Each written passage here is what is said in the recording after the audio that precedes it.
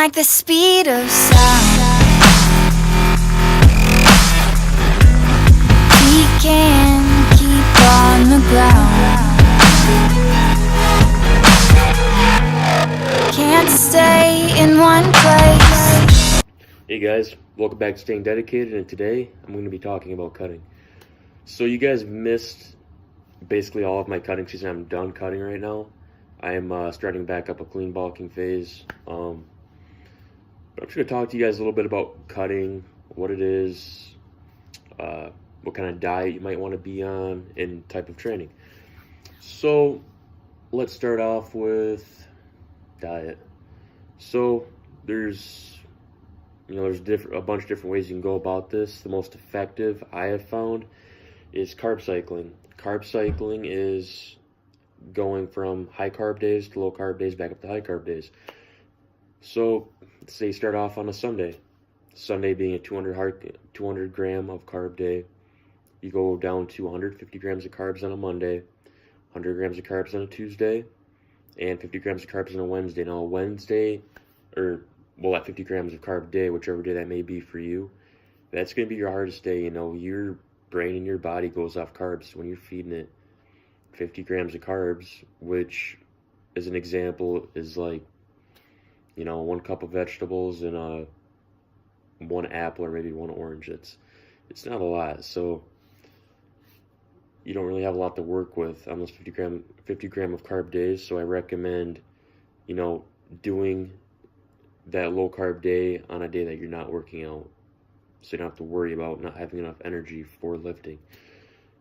So, you go from that 50 gram of carb day on a Wednesday back up 100 grams of carbs on Thursday, 150 grams of carbs on Friday, 200 grams of carbs on Saturday. Just repeat that whole process. And honestly, that's probably one of the more effective diets for cutting. Now there's keto, which it does work. I personally found that carb cycling works better for a majority of people, but keto does work. There's also intermittent fasting. But let me get back to keto for you guys. Keto diet, it's been around for a little while now. It's just a high-fat diet. High-fat, low-carb, high-in-protein diet.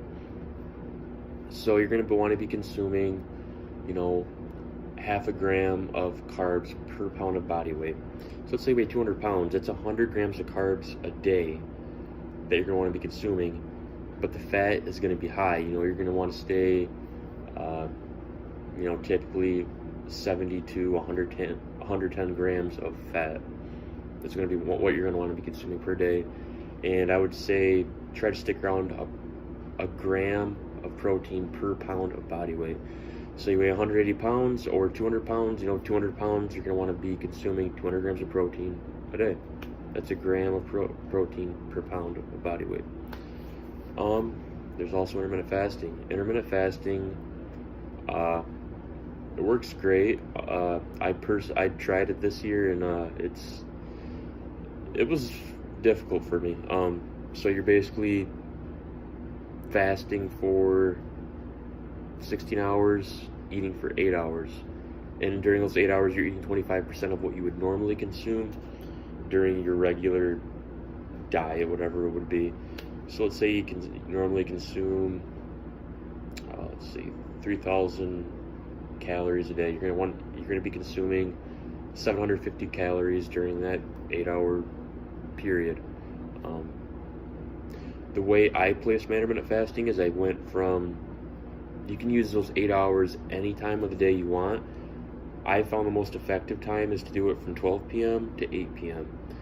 Now, because you have that whole night when you sleep, whether you go to bed at 10, 11, 12, you sleep for 9 hours. That's about half of your intermittent fasting that you're not eating right there. So you got to kind of figure your sleep into it too, because a lot of that time that you're not eating is when you're sleeping.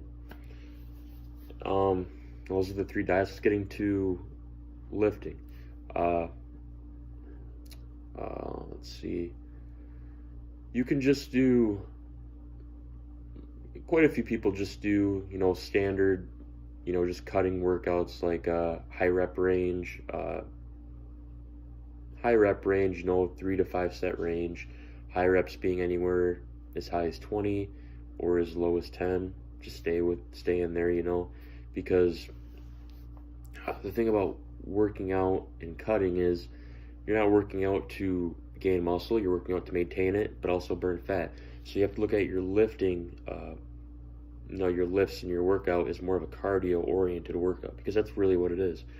I recommend just keeping workouts under 40 minutes. If they're much longer than that, you should really question your rest times, and you're probably resting too much. I would say to keep it 30 to 45 second rest time per set. I would add in a lot of supersets into that workout too. Supersets are really effective during whatever type of workout you're doing for cutting. There's also circuit training. Circuit training's, it's pretty effective. You're just doing like, basically, let's say you got 6 workouts, 3 sets for each workout. So you're gonna do all of those workouts at once. Absolutely no breaks in between those. You're gonna do all those 6 workouts at once for those first sets. Take a break at the end, you know, a 1 to 2 minute break.